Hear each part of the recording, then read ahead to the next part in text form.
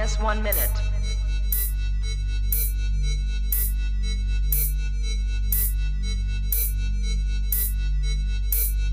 T minus 50 seconds.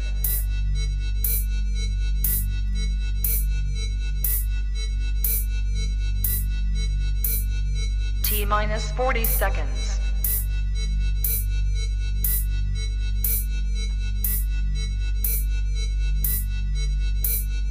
T minus 30 seconds.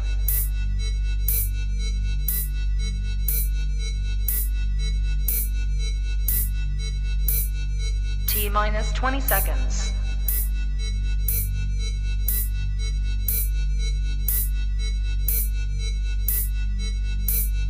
Ten, 9, 8, 7, 6, 5, 4, 3, 2, 1, 0.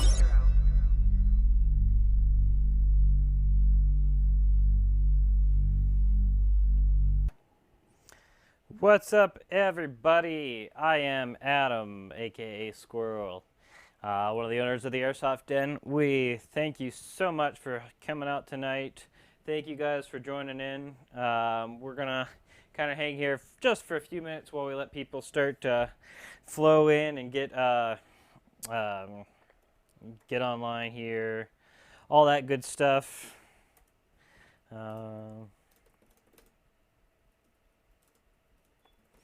So go ahead and while you're popping into either Twitch or Facebook, shoot us a message. Just let us know you're here. Just kind of get an idea who's here. And today's going to be a really fun topic. We're going to be covering the topic of a highly, highly debated topic of AEG versus HPA versus gas blowback rifle. It's going to be a really fun time, I think. And really, like I said, this is a very hot topic. But I think you guys are going to really appreciate this. We have some really good insights on both sides here. We have, just to give us a little background, I had ran HPA, or electric rather, for about 6 years, and then switched to HPA within the last 4 years or so. I've been running HPA exclusively since then. However, still have a lot of experience with electric. And here with me, I have W. W, you here? Yeah, what's up, Adam? Hey, everybody. Good to be with you tonight. Hey, yeah, so we have W here, and W has been a hardcore AEG and gas blowback guy. W, you want to give us just a little bit of your background? Yeah, sure. So I've always used AEGs.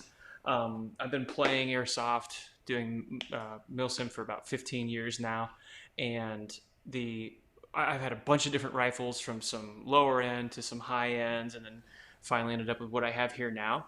I did use gas blowback rifles for a few years, just on and off with my AEGs because I wanted that realism in the training, so I learned a lot about those platforms. I did have a WeTech that I didn't get to skirmish with. I had two KWA-LM4s, and I've had a GHK, which is one of the top of the line GBBRs. So a couple years experience with those as well.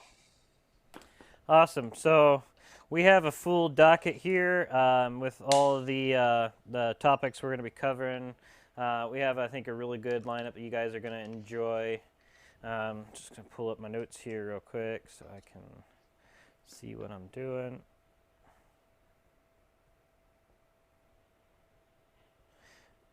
I am really excited to show off what I've done with one of these AEGs.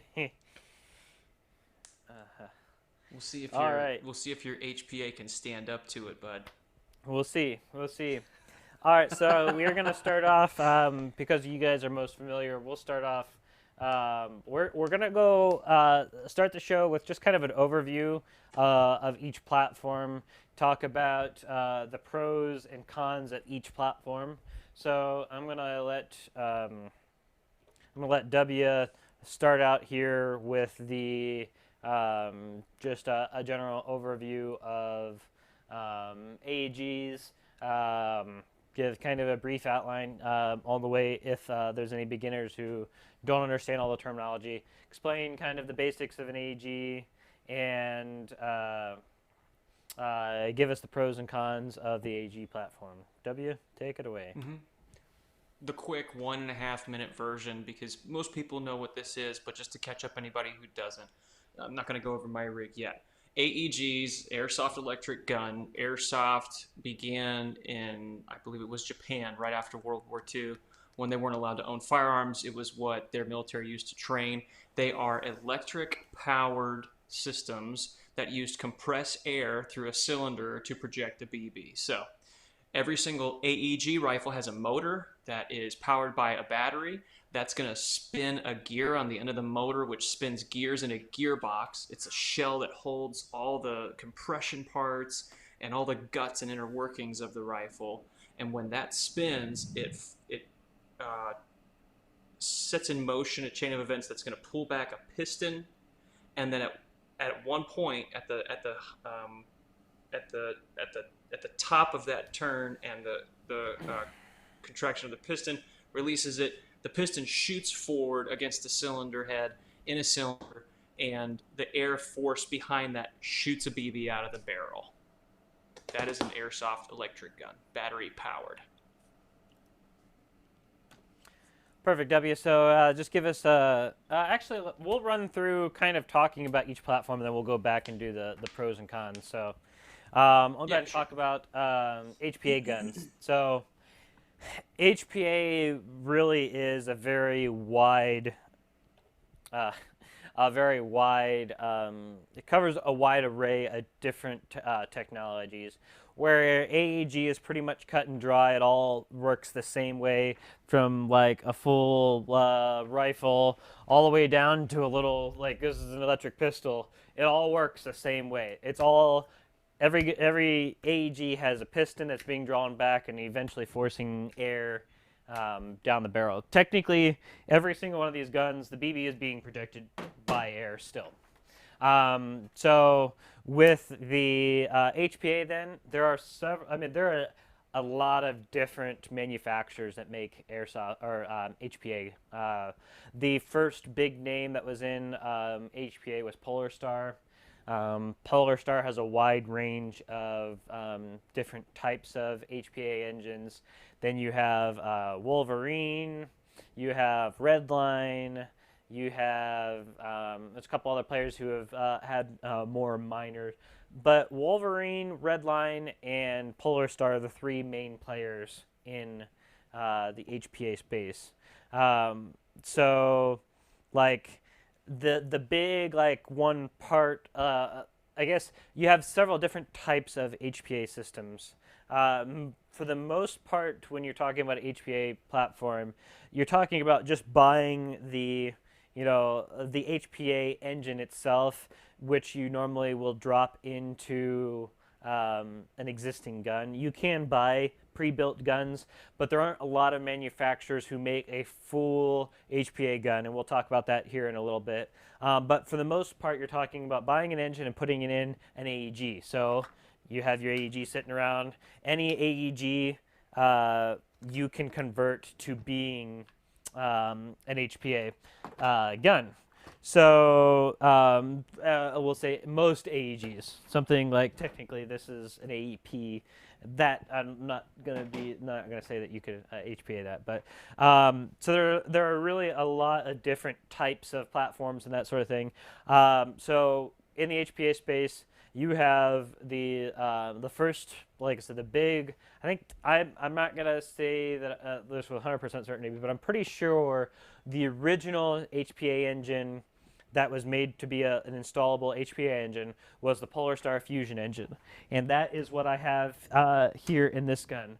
They're still being made, and they're still one of the top of the line. They're the most expensive, but they're one of the top of the line in configuration and all that good stuff.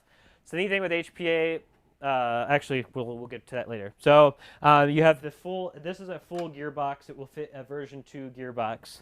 Then you have the cylinder replacements, which I don't think I have one here, which will go in the cylinder. Where the cylinder would in an AEG. So you open up your AEG gearbox, you take everything out of it, you put this new replacement cylinder that has the nozzle and everything and that will retrofit your AEG gearbox.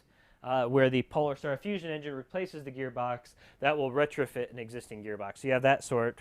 And then a relatively new trend among, let me back up for a second. All the HPA, most of the HPA engines that are the ones I've talked about so far, the cylinder replacement and the full gearbox replacement, those are still electronic. So they don't use much power. They use a little tiny, little baby battery. But they still are battery powered, and that little battery will last you a month's worth of open plays. Like they last forever because it's just kind of sending a signal to turn on the solenoid, turn on and off the solenoid. Differs a little bit in each platform, but that's pretty much the basics of it. So the other kind of new trend in HPA is the new mechanical engines. Again, this is just from my experience. The original HPA mechanical engine would be the Redline N7 Milsim. Redline released the N7, and then they released a kit to convert it to mechanical only. I had one of those platforms. It is awesome. They don't require any batteries or anything like that. It's really, really cool. Really cool concept that they released.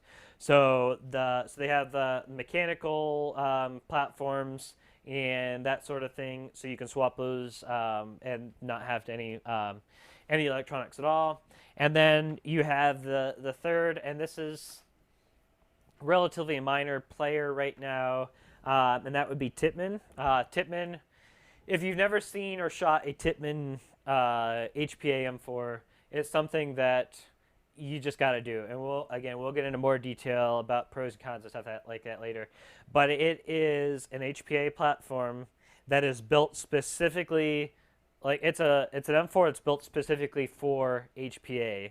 So it's got it's all like fully mechanical, no batteries. It's built by Tippmann using their original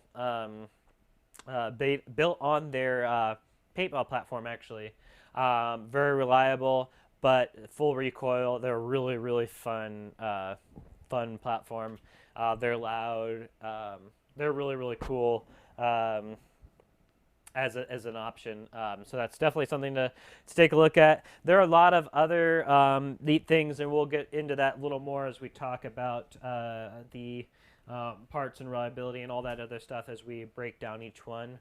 But that's kind of a general wrap on HPA. So there are a lot of different platforms and a lot of different options that you could retrofit into pretty much any M4, AK, G36, P90s, all that good stuff. Have options for swapping HPA engines. So a lot of really good, good options there with HPA. I'm not sure. Let's see if I can show this well on the.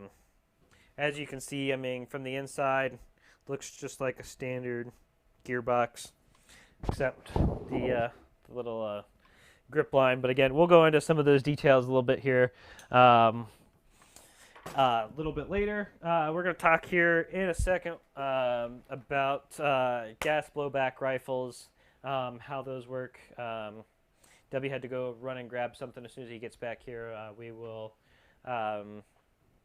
get to that. Yeah, guys, make sure you throw something in the chat, whether you're on Twitch or Facebook, and just let us know what your thoughts are on each one of the platforms. What do you run? And make sure if you have any questions or anything like that, make sure you throw those in the chat. We're going to do things a little bit differently and try to structure the program a little more. We will have a question and answer session at the end of this session. If you are enjoying it, make sure you drop us a follow either on Facebook or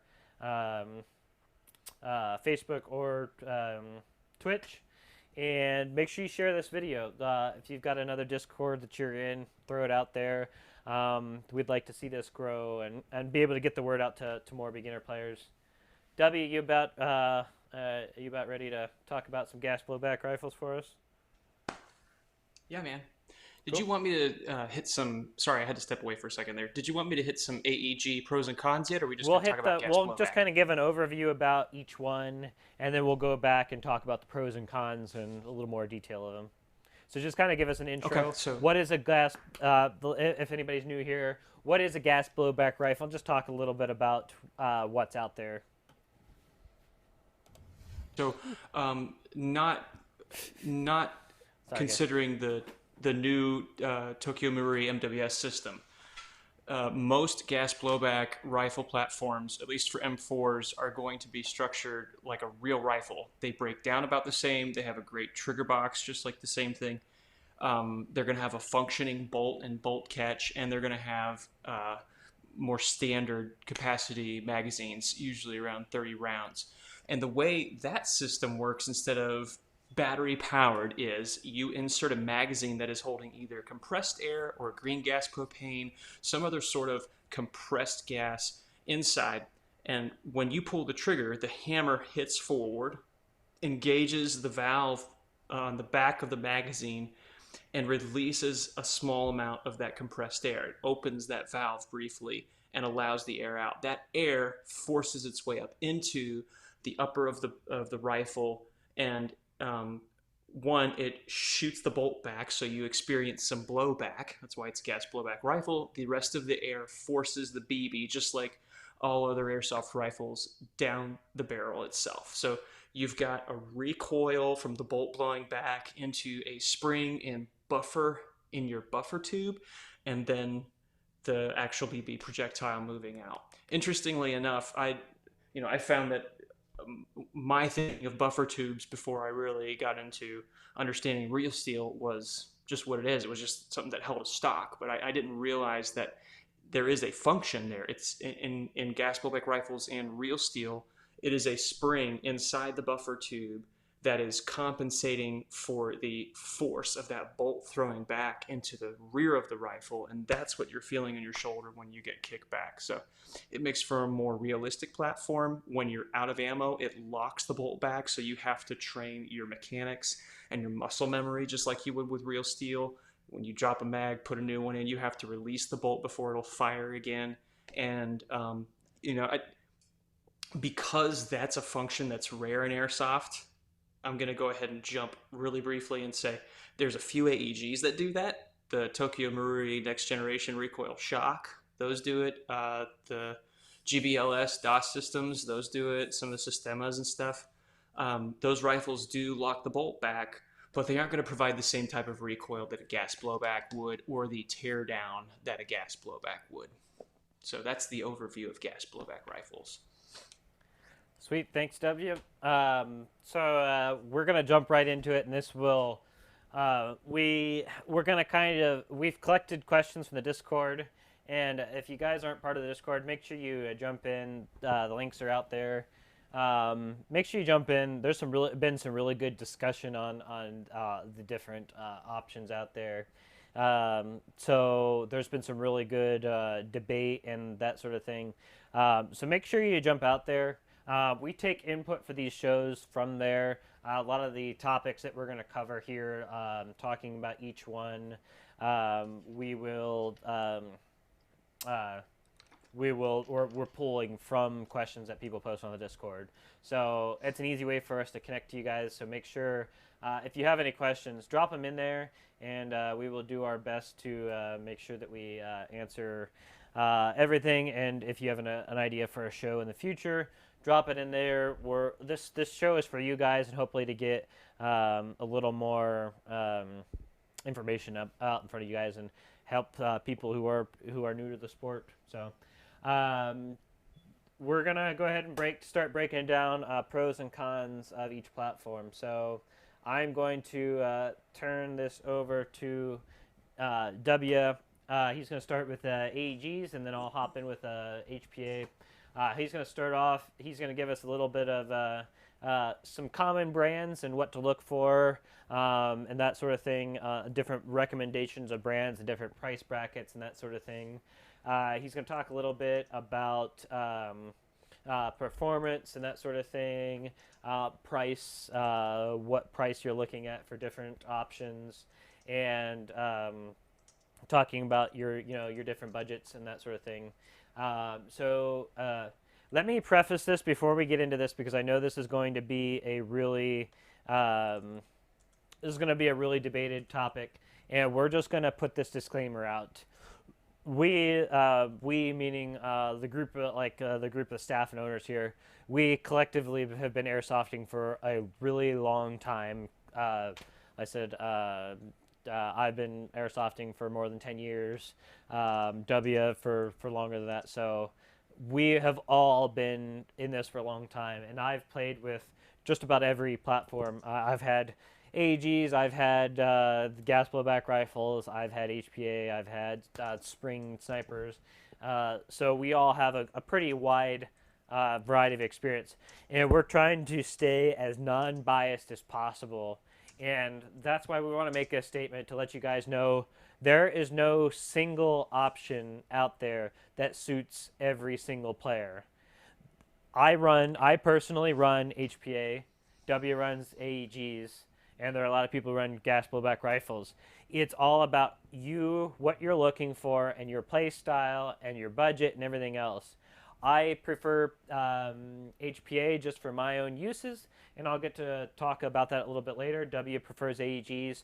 There are benefits of every platform. There are people who will say that it's this platform or no platform, and I just want you guys to understand that there's a lot of debate over this, but there is no right platform. There is a place for every single one of these platforms, and we'll kind of break that down as we go through the pros and cons.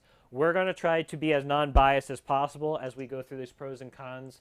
We have each, both of us have, W and I have compiled the pros and cons for each one of these. So I've added pros and cons for the AEGs and gas blowbacks. He's added to the HPA. So you guys know that we're trying to be as balanced as possible as we go through these.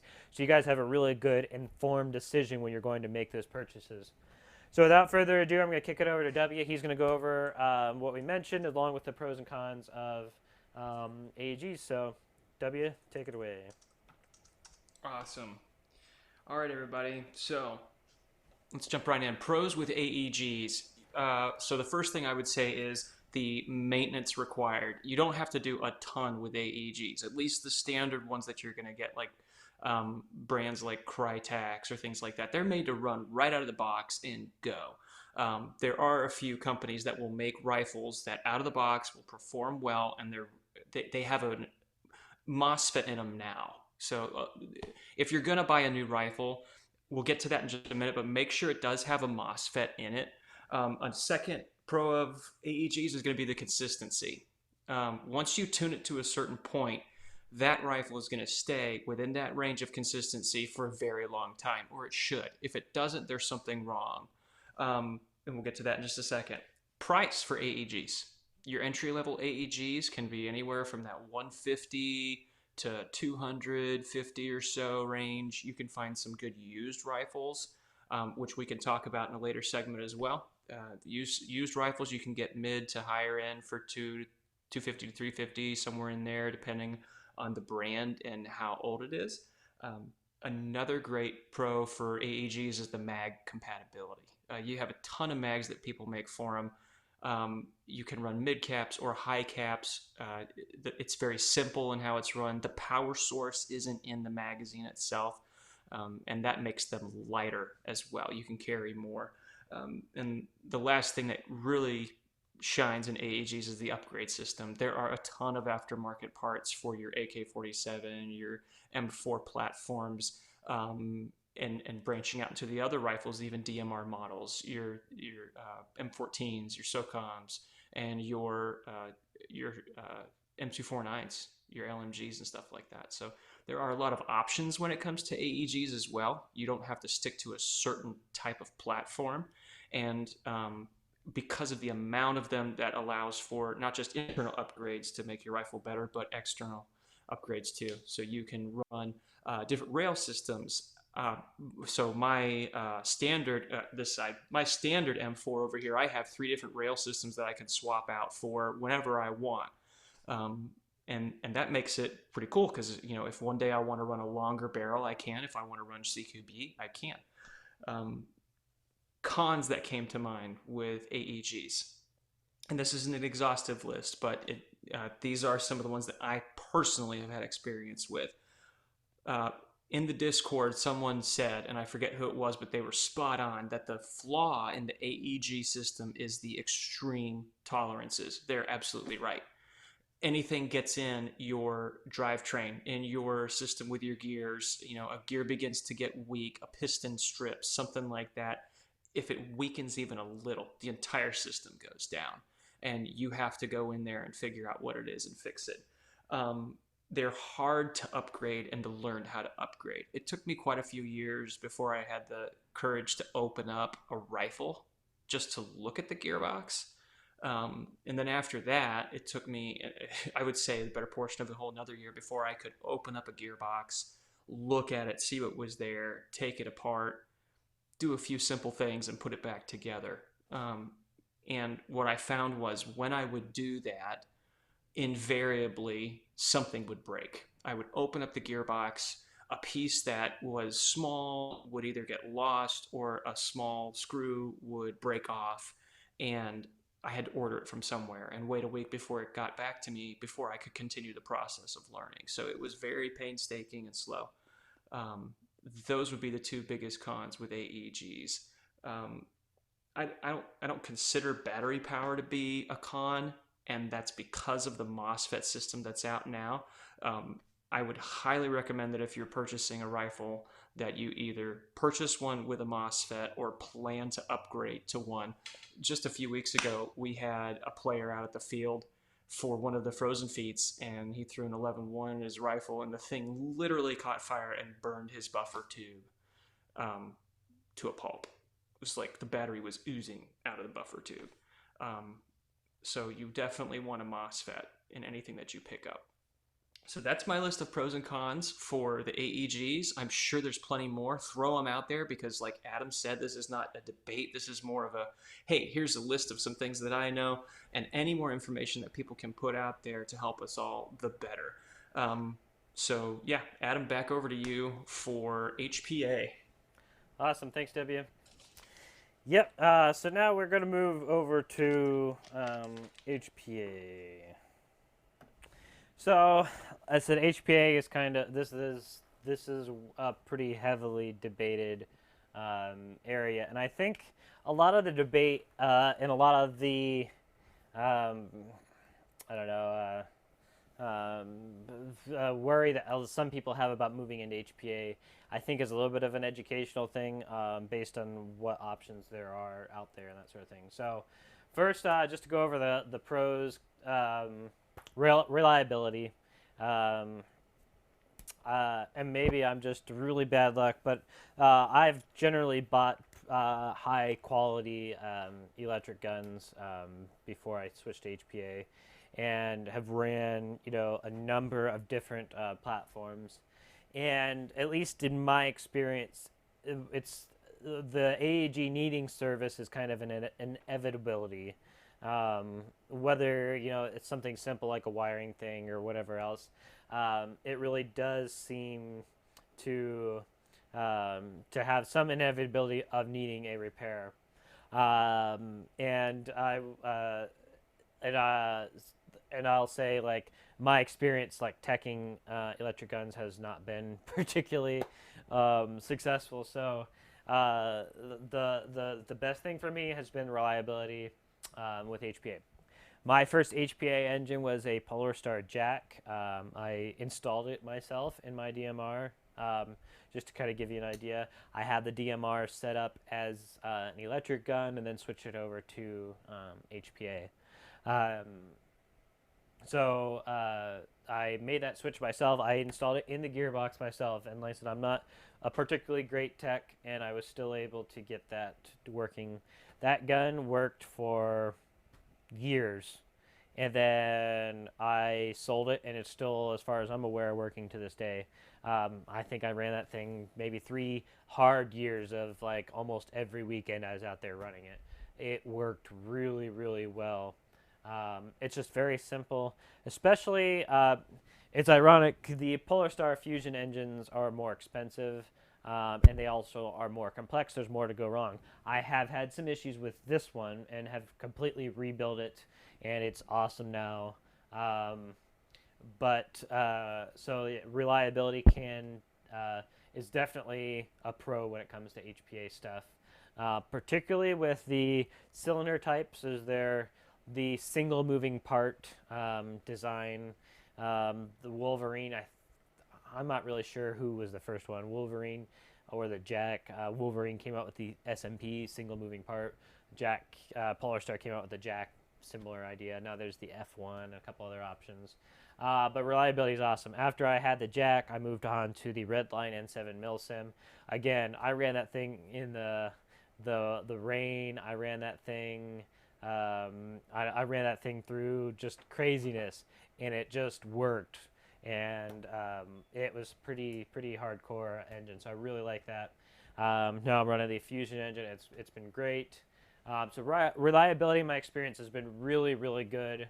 I'll jump to the flip side of that one just while I'm at it. The main reliability issue with HPA is air leak.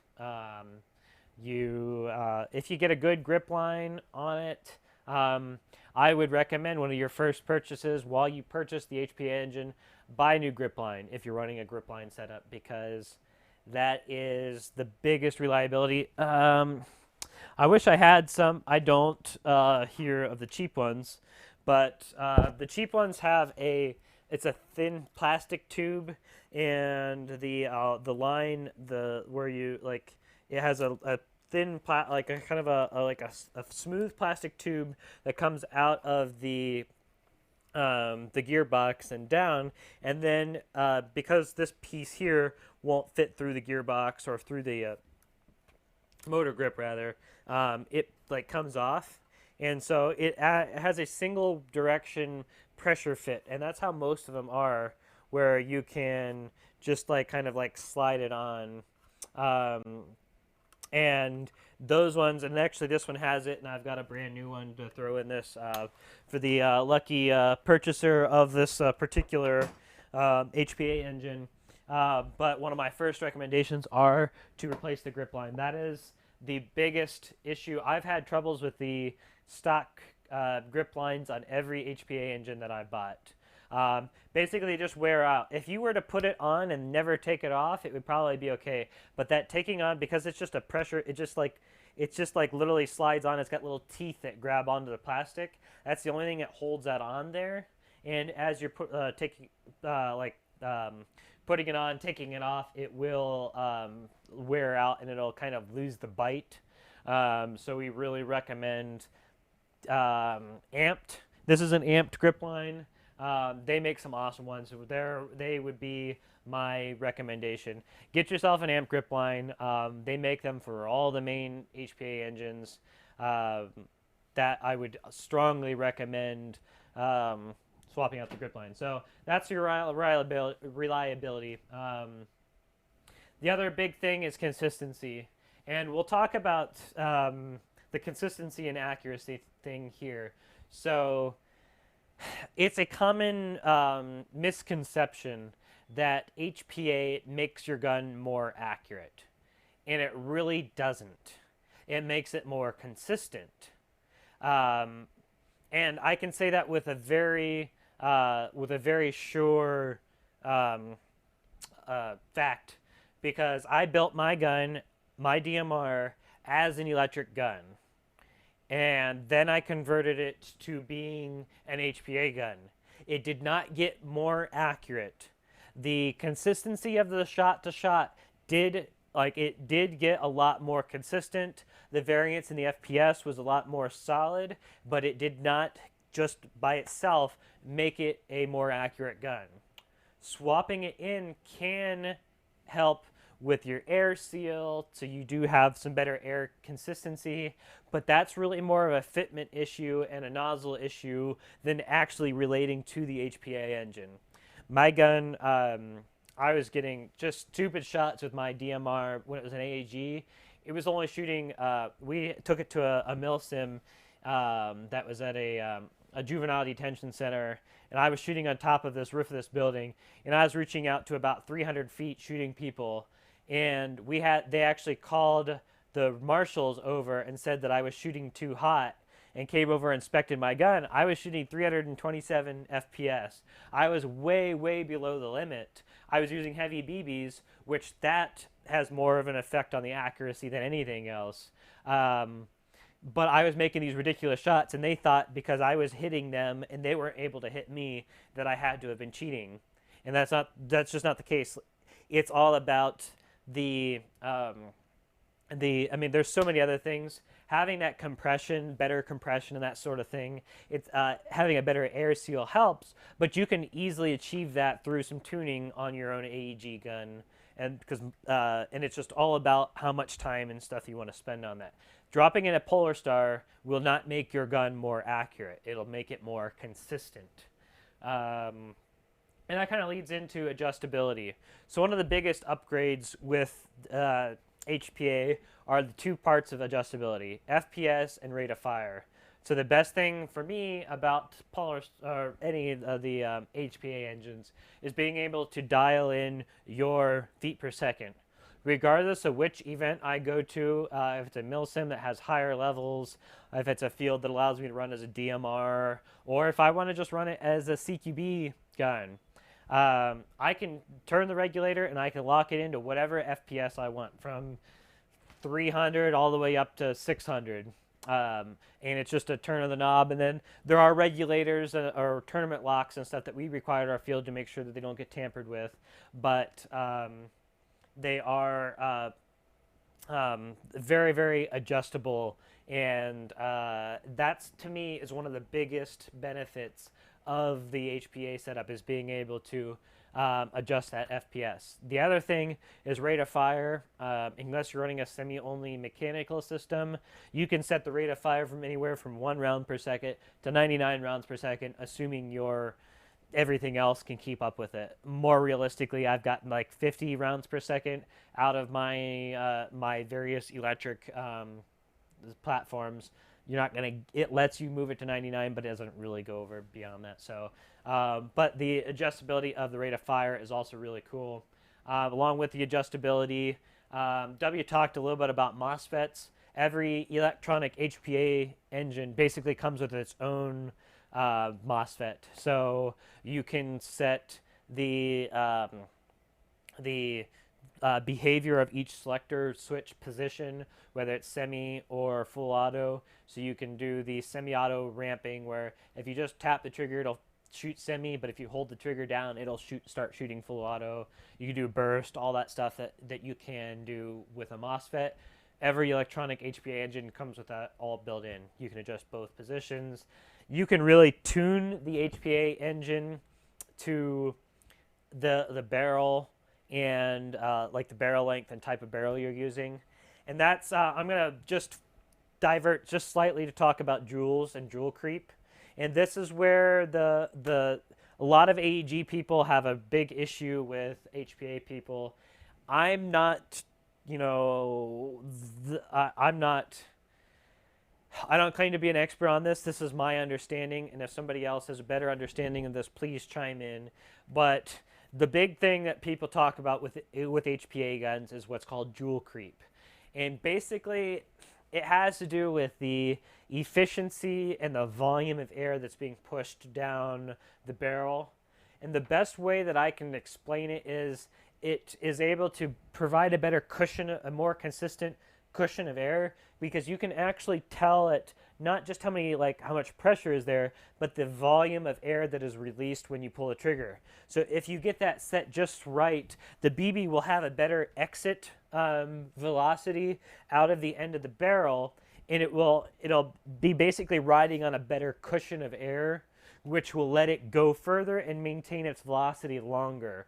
So if anything is going to help your accuracy when it comes to switching to HPA, that would be it, as far as being able to control the volume of air that is being moved down the barrel. So as you take time to tune it in, you can really start to get a lot more range, and like I said, it's really weird, because the guns can shoot at the same feet per second. People talk about joules being measured in joules a lot, but really joules is a measure of energy. So it takes into consideration the BB weight and the velocity.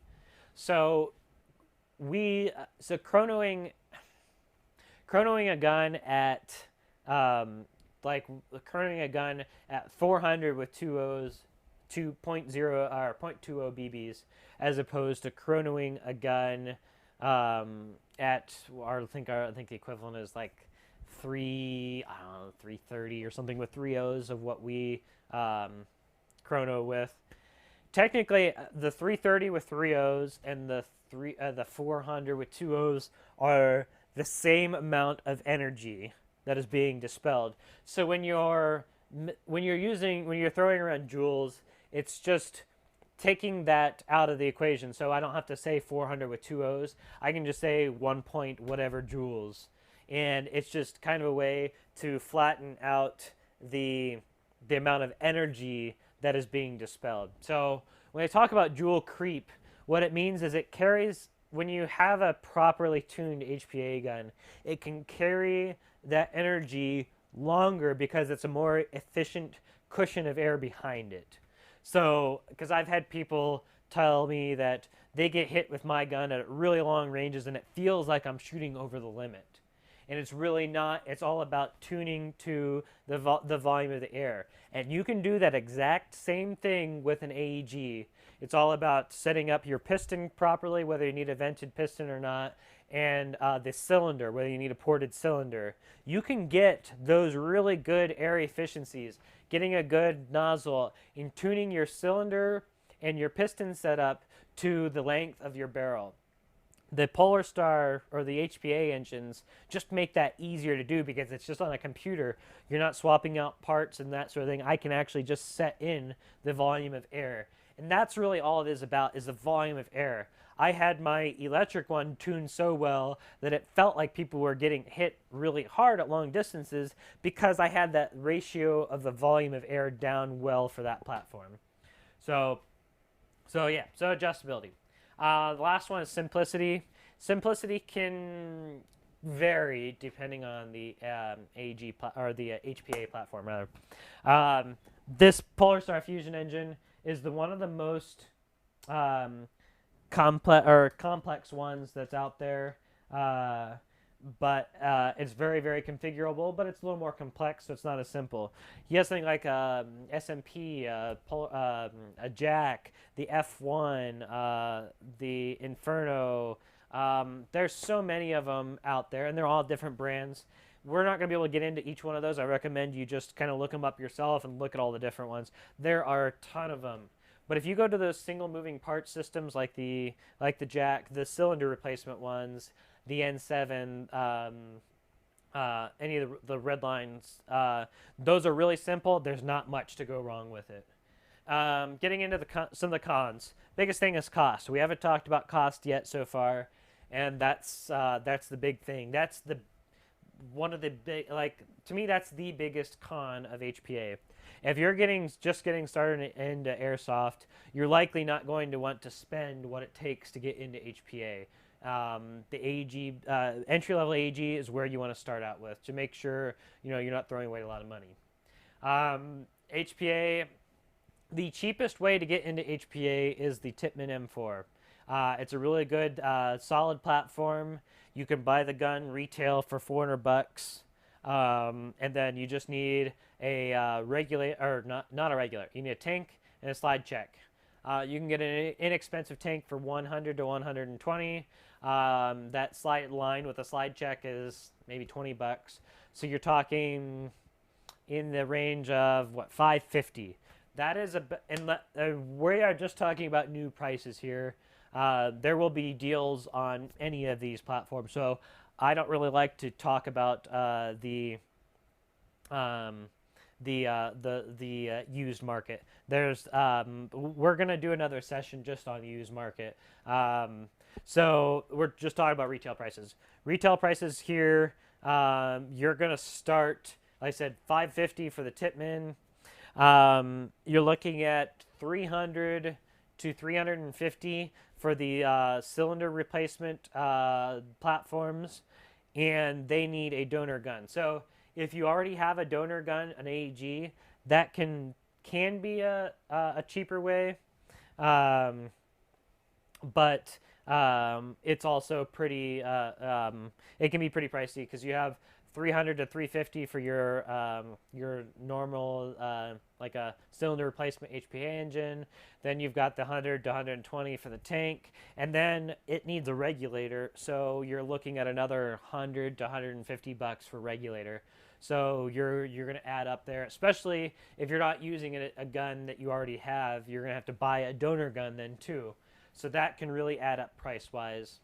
Then at the higher end, you have things like the Polar Star Fusion engine. Retail on just the engine is $500, and then you need all the rest of that stuff. So the price is big, and you kind of have to weigh it out whether or not you think that that's worth it. The other big con is not so much of a con anymore because there's starting to be some more options when it comes to the tank and the line.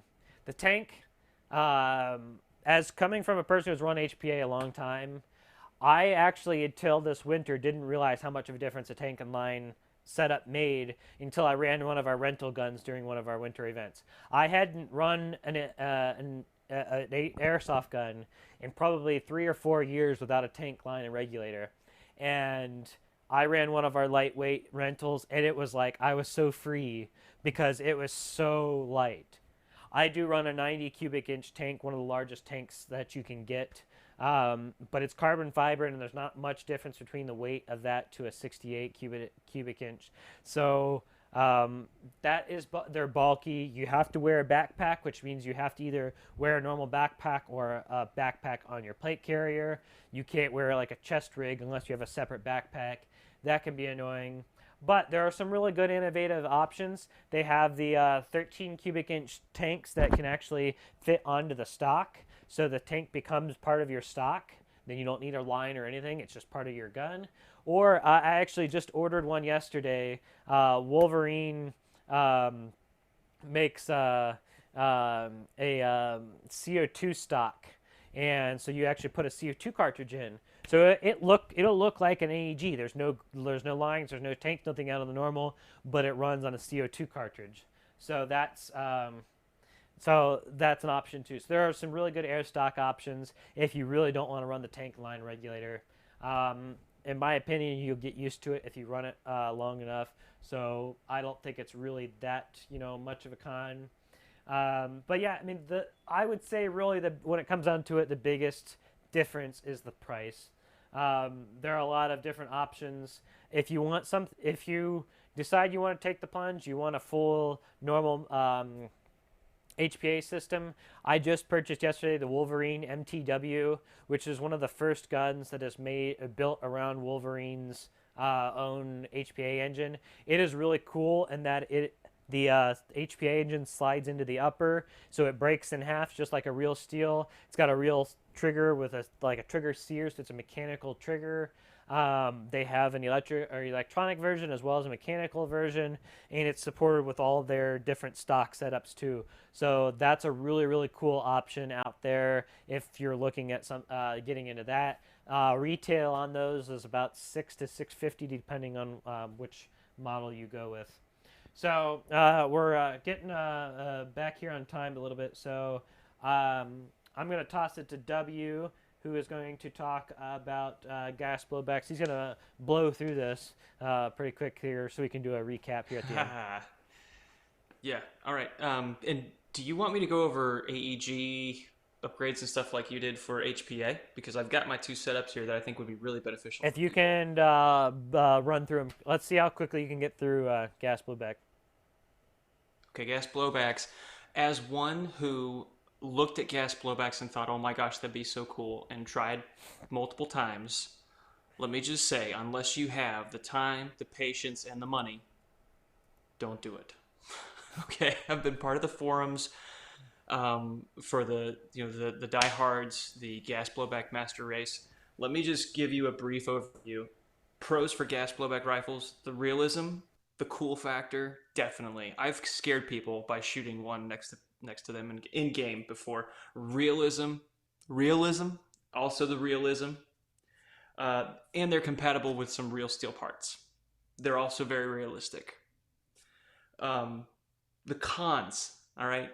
With that realism comes maintenance. You've got to maintain your rifle, and that's a lot of work. Every single game, they have to be cleaned and re-lubricated, just like a real rifle. They get extremely dirty very quickly, which equals to fails and oftentimes a jam BB, which then breaks your hop up. Aftermarket parts are hard to find. WeTech, you can find them at places online here in the US, but your GHKs and stuff like that, you've got to get everything from overseas. And I don't know nobody who wants to order anything from China right now. The price is also bad.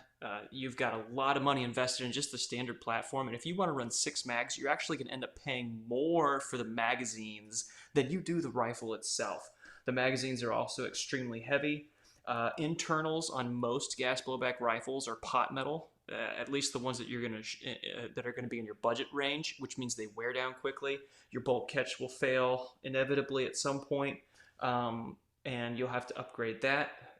The money for upgrade parts inside is going to be a lot. The mags weigh very well. How much do these mags weigh?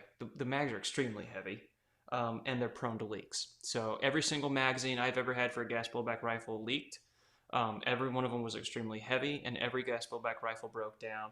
They also had problems with consistency because there was different levels of gas being expelled into the chamber, and that affected the BB flight. So, you know, I'd be holding it in the same place, and sometimes the BBs would travel correctly, and then others they wouldn't. So, with gas blowback rifles, they're really realistic, but they don't do it for me anymore. Especially since what people are looking for, that I've found, and Adam, you can correct me if I'm wrong, is trigger response. They want rate of fire and trigger response, right? They want control over those things. Yeah, definitely. Yeah. So let me jump into an AEG guide really quick. For the best AEG, you could buy any AEG on the market that is upgradable. I don't care if it's plastic, I don't care if it's metal, if it's the highest end body. If you go out and pay some crazy amount of money for a milled receiver to fit AEG parts, which I don't even know if it's possible, but it's upgradable. You can make it function well because the outside of the rifle is just the case for what's working internally. So my formula is budget does not equal how much money do I have to spend on a rifle. And okay, I'm going to look at every $350 rifle or I'm going to go with that one because it gives me what I'm looking for in $350 and the FPS looks okay and everything. It's budget equals rifle plus upgrades when it comes to AEG. That is if you want a competition ready rifle. Let me show you what that looks like. So this over here is my older M4. It is a WeTech AEG. They don't make them anymore. It's just set up like a standard SOT mod. It's got a 7.4 LiPo in it. It does have a 3034 MOSFET inside. When I wanted to take my game to the next level, I wanted a rifle that would give me good trigger response, and that's what turned me off to AEGs. And I was like, should I go gas blowback? I don't really like a line from HPA, but HPA has such great trigger response. All these guys around me had HPA and really good trigger response, so I got a MOSFET. And here's the trigger response on a 4.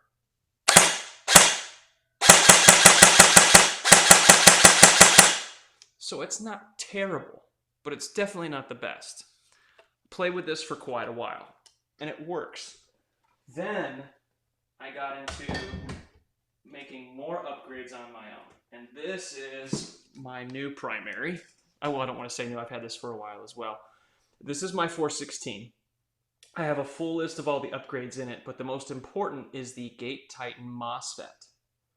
Those things are incredible. This provides me all the trigger response I want. Let me go ahead and demonstrate for you. This is with a high torque motor, the upgrades that I've made that I can give you a list of if you want. And keep in mind it's quieter than this because of the microphone, and it doesn't have a barrel in it right now. I cleaned the inner barrel, but I mean, I can trigger spam that almost just as much as a Polar Star, and it's an AEG. This is, a version 2 gearbox that's been upgraded and had some things done to it by myself, and then a Gate Titan. So with the right amount of money, you can buy a lower end AEG and then have it upgraded. The cost of upgrades is the thing. How can you pay someone to upgrade it? Do you know someone who can install that? Interestingly enough, I learned most everything from YouTube on how to do these things. So the long and short of it is you can get an AEG to perform. This has an R-hopped barrel inside of it. Well, not right now, like I said, but that's what I run in this, and it's the standard, just a 300 millimeter. It goes to here. It doesn't go the full length of the suppressor, and it's great for outdoor play just as much as it is indoor. So, yeah. Thanks for letting me do that overview. I hope it helped, and I hope it gave you a good idea of what you can do with an AEG when you upgrade them.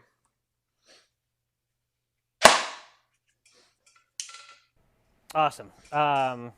We're just going to go over a few quick questions. If you have any questions, please throw them in the chat. We're going to go over a few that have been given to us already. First, tips on getting into HPA on a budget. I have a hard time recommending the used market just because you don't know how it's been treated. And that is not just for HPA. That goes to HPA, electric, gas, any of them. I have been burned quite a few times on purchases used. And like I said, we're going to do a separate show just talking about how to navigate the used market, where are some good places to look, that sort of thing. That will be another time. Get it. So I recommend, especially if this is your first dip into it, buying new, maybe a good, unless you find somebody you know and trust or have good references, or you're able to really get a good feel for the used gun. HPA on a budget, like I said, the most budget new option, if you want to completely start from scratch, would be the Tippmann. It's a really good, solid option. There's not a lot of things to tinker on. It's just good, solid, reliable, very basic, very simple, and it just works out of the box. Otherwise, you're going to have a little more of expense because if you say you have a donor body, you can get the few different the HPA engines for $300, but you're going to have that installed. Plus, you're going to need the tank line and regulator. There's not really a big there's not really much option if you want to get under the.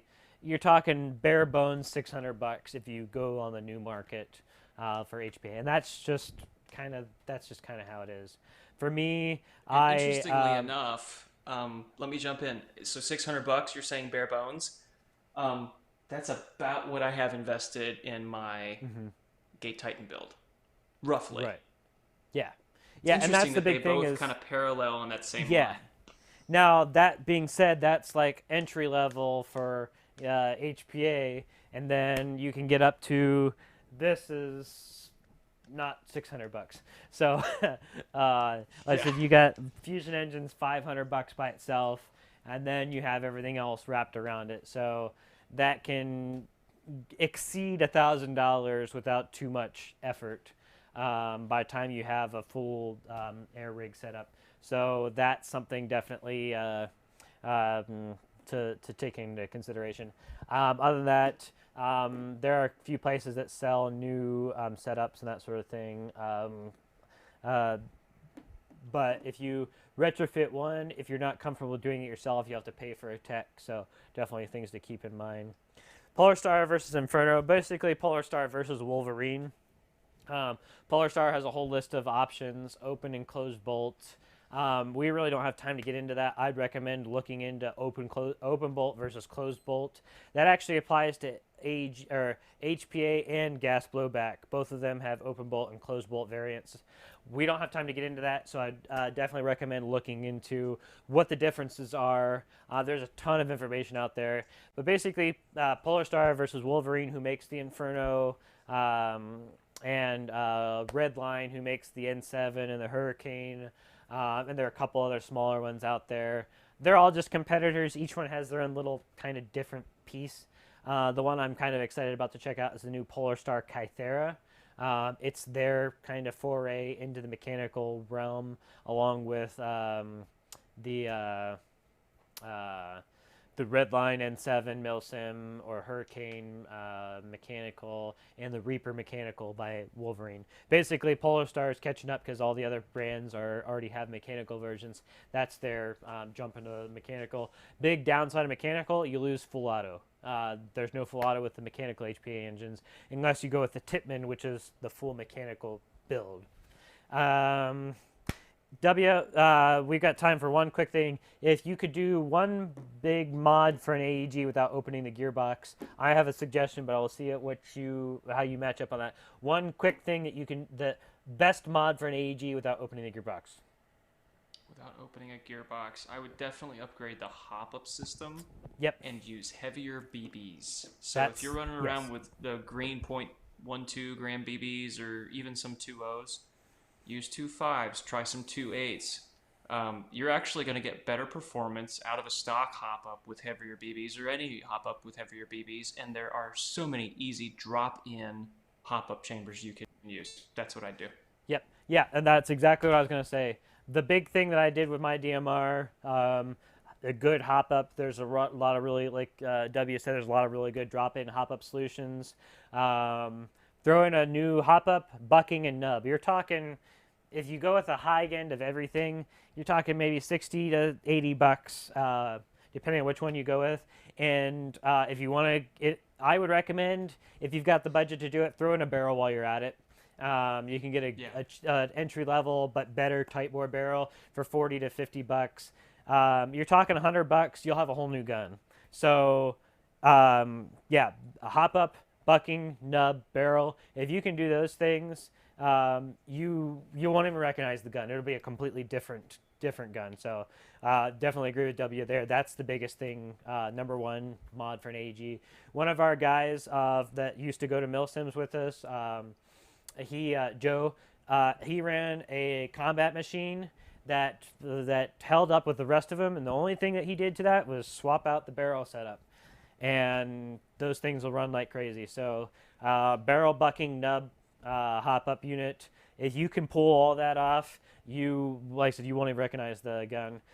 Big brands to look into for for each one of those. Hop up unit, Lonex is a really good option in that.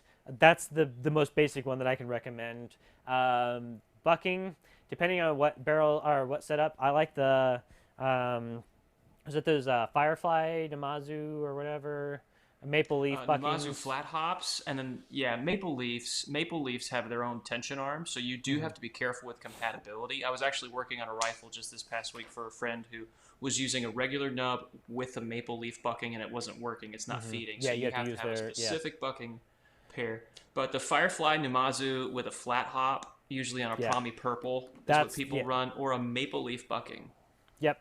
Yeah, those are the Promi Purple is the one that I ran before I switched to the R hop, and that's a whole nother bottle of wax. So that would be definitely a good recommendation. Yeah.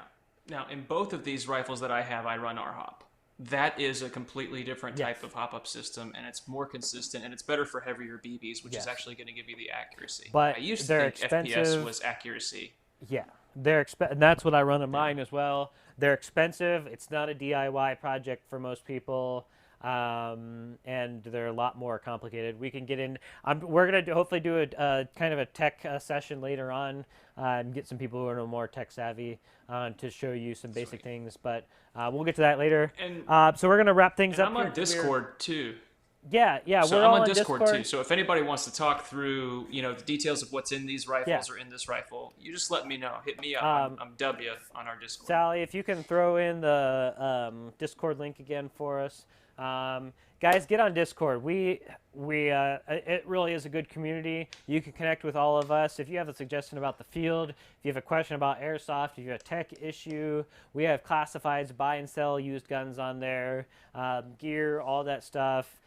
We get together and we game. There's a group of us who get together all the time and play Call of Duty or whatever it is. So hop on there. It really is a cool place to hang out. There's the M40 again. Nice. It was one of our Discord things. Anyway, so that's definitely a good place. I'm going to wrap it up with just a little more about the field here real quick. Some updates and what's going on right now. As you guys are aware, this is a really crazy time right now with all the COVID-19 stuff. We hope you guys are all being safe. We have made really good use of this extra time we were given. We have made a tremendous amount of progress on the field. We've probably doubled the amount of buildings we would have opened with prior to this. So we have dumped a ton of time and money into this field. We're really excited to open up. And with that, unless something changes, which things have been changing pretty frequently, and as you guys are aware, we've had to kick back things. We are still looking really good for our opening day on the 16th, May 16th. We are looking good. We kind of let some other fields take the first leap that did open this weekend. Everything looks good so far. So we are set to roll on May 16th. Just to go over some of those guidelines, please stage from your cars. We will have somebody out to help with the lines in the store. We're going to make sure the lines are spaced out. We are going to be either limiting the population in the store, or that's probably what we'll be doing. We'll be limiting the population inside the store, and we have a lot of cool stock for you guys. I think you'll enjoy that. But just mind your social distancing. Keep that 6 foot as much as you can. If you guys want to see us be able to stay open and not get shut down, this is on you guys at this point. We're going to do everything in our control to make sure that we can continue to carry on, but we need your help to follow those safety guidelines. So please maintain your social distancing. And I think it's going to be an awesome time. I think we're going to have a lot of fun. I know a lot of you guys have been cooped up for way too long and are ready to get out there and sling some BBs, and so are we. So we're really excited. We have way more buildings than we've ever had. If you have been at the old field, this is nothing like, this is a whole new experience with a new staging area, new parking. It's a whole different place. And we really think that we've addressed basically every major complaint about the old field. So I don't think you guys are going to have anything to complain about. So we are super, super excited. So yeah, I think we're going to wrap it up there, guys, but we appreciate it. Make sure to drop us a follow on Twitch if you're there to get notified when we go live. Make sure, if you haven't already, to hop over to Discord and get joined up. The links are out there. Get on that Discord. Like I said, it's a lot of fun. You can connect with us. We can connect with you, get some feedback. We toss around ideas before we implement them at the field, and we've already implemented ideas that people have posted in there. So we're really excited about that, and I think it's a really good way for us to connect, because in the end, we're here for you guys, and that's what the Airsoft Den is all about, is providing a field that basically that you guys can help run. Even if you're not, there as staff, you guys, we use your feedback, and we really appreciate if you hop in there so that we know how you guys are feeling. If you like something, if you don't like something, let us know. We really appreciate it. So without further ado, thanks guys. We really appreciate it, and come back next week.